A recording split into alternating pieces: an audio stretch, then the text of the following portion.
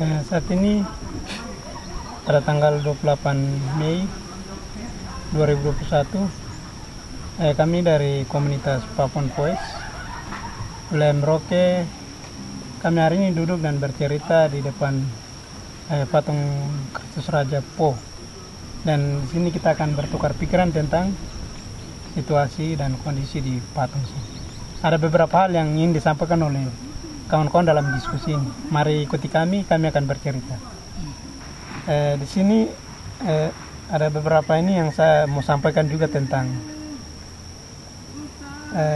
salah satu berdirinya patung ini berasal dari ada 3 sistem kepemerintahan, yaitu pemerintahan adat dan agama, kemudian sistem pemerintahan.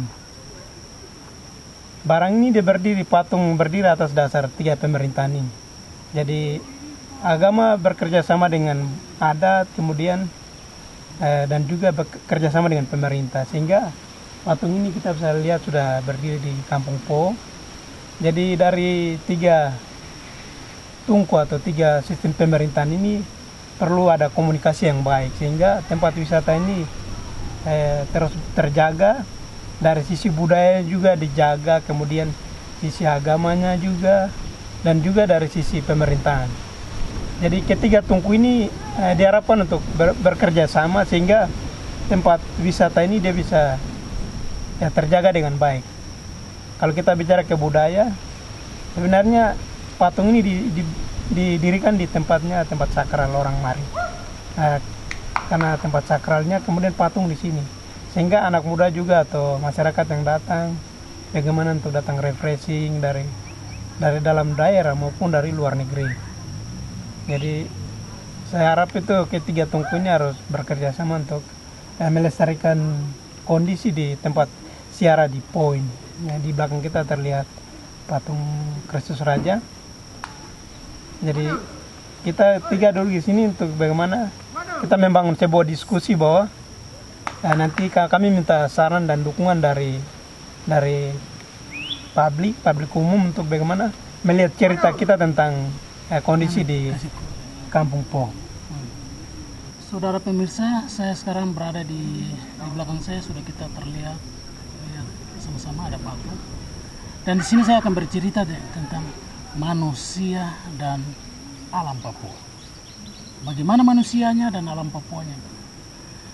Sehingga ketika kita berbicara manusia dan alam Papua, kita harus tahu bahwa tempat-tempat khusus, tempat-tempat itu akan menguatkan kami dalam perjuangan, pergerakan, usaha-usaha apa saja. Sehingga kita harus tahu bahwa tempat-tempat wisata atau religi daerah-daerah tersebut harus dijaga, khusus di tanah Papua. Saya pikir seluruh tanah Papua ini ada tempat-tempat religi yang harus kita jaga bersama-sama.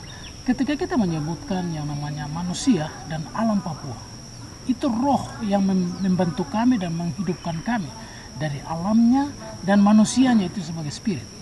Sehingga saya pikir tempat-tempat religi harus dijaga secara baik. Bahkan secara komunitas masyarakat, bahkan secara pemerintah negara pun harus menjaga secara bersama-sama. Karena tempat yang nanti dia akan membuat semacam inspirasi atau gerakan motivasi itu ada di tempat-tempat wisata atau tempat religi yang sementara ini kami tahu. Sehingga kami dari komunitas filmmaker Papon Voice selalu datang, melihat, mendengarkan, dan terinspirasi di tempat-tempat tersebut. Saat ini saya berada di tempat patung Kristus Raja yang ada di Kabupaten Merauke. Sehingga saya merasa penting sekali untuk kita sama-sama menjaga yang namanya tempat-tempat wisata religi-religi tersebut. Sehingga ketika kita menyebutkan manusia dan alam Papua, berarti kita sadar bahwa kami memiliki budaya dan kami memiliki iman kepercayaan masing-masing. Sehingga saya berharap kepada anak muda sekarang, bahkan manusianya orang asli Papua, bahasa kita sudah menghilang. Jangan kita akui bahasa orang lain. Kita bangga dengan kita berbicara dengan ungkapan bahasa budaya lain. Tetapi saya katakan dari tempat ini, religi Papua, budaya menjadi penting, bahasa menjadi penting. Jadi kita sama-sama bisa tahu, mengerti, sadar tentang tempat-tempat religi itu mengingatkan kita kembali untuk mengucap kalimat-kalimat yang dari leluhur atau tete nenek moyang kami yang pernah bercerita, menyebutkan, itu menjadi penting sehingga bahasa tidak punah dan budaya pun tidak punah. Bahkan kali-kali yang alam itu dia tidak akan dipindahkan oleh kepentingan sebuah perubahan di daerah tersebut. Sehingga kenapa saya katakan manusia dan alam Papua kita harus tahu dan kita bersuara dan menjaga bersama-sama. Saya pikir ini mungkin sebuah pikiran yang dari saya seperti itu. Demikian. Terima kasih untuk Nana Kurbanus Yolmen yang telah menyampaikan beberapa pandangan atau pikiran untuk bagaimana budaya ini kita jaga bersama. Kemudian ada bagaimana dari turun temurun, generasi ke generasi, budaya di Malin itu terus ada. Itu yang beberapa hal yang sudah disampaikan oleh Namek.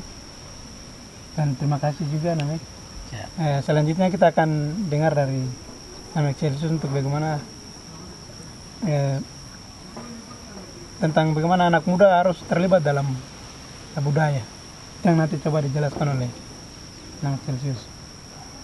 Silakan. Oke, baik. Terima kasih untuk waktunya, luar biasa ya. Pagi ini kita diskusi tentang manusia dan alam Papua. Yang saya secara pandangan saya, pikiran saya, kemudian saya lihat bahwa bicara tentang manusia dan alam Papua itu konteksnya sangat luas. Tapi yang jadi titik untuk kemudian bagaimana mengamankan ini alam dan manusia. Manusia dan alam Papua ini saya pikir itu adalah tongkat dari atau cerita dari orang tua ke anak muda. Nah, ini dia. Semacam ada cerita-cerita begitu. Jadi pesan-pesanan orang tua yang diturunkan kepada anak. Nah, ini yang saya pikirkan bahwa itu penting. Penting untuk kemudian anak muda juga punya peran yang penting di situ untuk terus menjaga itu, cerita-cerita itu. Baik kita cerita tentang rawannya, kita cerita tentang dusunnya, kita cerita tentang kampungnya. Itu semua ada di dalam situ. Nah, makanya penting untuk setiap anak muda, generasi milenial sekarang ini perlu untuk duduk kemudian dengar dari orang tua supaya tempat-tempat yang tadi saya sebutkan ini tidak hilang atau tidak punah begitu saja. Yang saya lihat untuk generasi-generasi yang saat ini, generasi milenial ini sudah mulai tinggalkan itu. Tapi sayang dipikirkan kalau ini ditinggalkan. Jadi yang saya mau supaya generasi ini coba berpikir bagaimana terus mendekati orang tua supaya cerita-cerita leluhur itu terus mengalir. Terus mengalir. Semisal tempat yang kita sementara duduk ini, tempat siara ini penting untuk anak muda berperan menjaga ini. Tapi karena mungkin karena tidak ada bimbingannya, mungkin dalam tanda kutip tidak ada bimbingan dari orang tua, tidak ada nasihat-nasihat bagaimana tempat-tempat yang sakral. Kalau kita orang Malin itu lebih terkesan ke situ, tempat sakral. Oh, ini tempat sakral jadi harus dijaga. Jadi yang berperan di dalam itu anak muda dan orang didampingi oleh orang tua sambil memberi spirit, semangat semacam itu. Itu yang saya pikirkan seperti itu. Jadi tempat yang sementara ini tempat siara penting untuk anak muda ambil alih untuk menjaga semua yang diamanatkan oleh orang tua. Ya, itu tentang anak mudanya. Kemudian untuk bicara tentang alamnya ya, saya pikir anak muda juga penting juga karena dia adalah bagian untuk melanjutkan hidup, untuk menjaga dusunnya itu tadi, alam sekitarnya.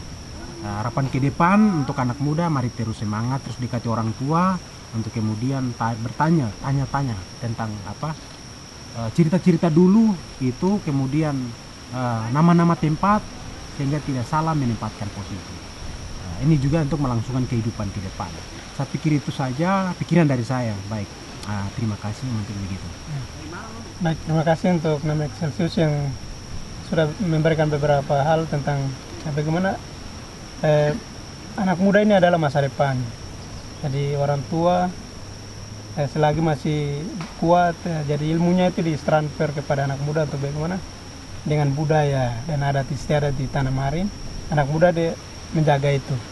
Itu yang harapan dari Namek Celsius untuk bagaimana kita sama-sama anak muda jaga itu hal-hal yang disebut dengan sakral. Terima kasih, Bung Nanik. Baik. Baik, mungkin itu saja yang saya laporkan. Kami tiga bercerita di Kampung Po, Distrik Tagebob, Kabupaten Merauke, Provinsi Papua. Terima kasih. Salam Papuan Voice.